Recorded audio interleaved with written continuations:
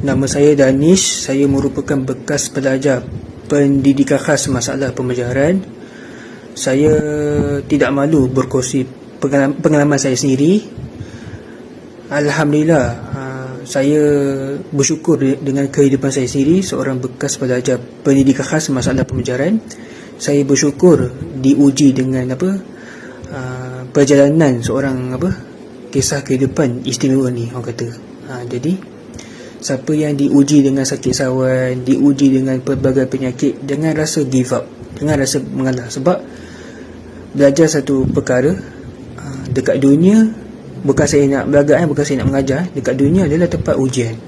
Jadi kalau kita faham benda ni, insya-Allah Allah Ta'ala akan bantu kita untuk dapat satu kekuatan semangat, insya-Allah.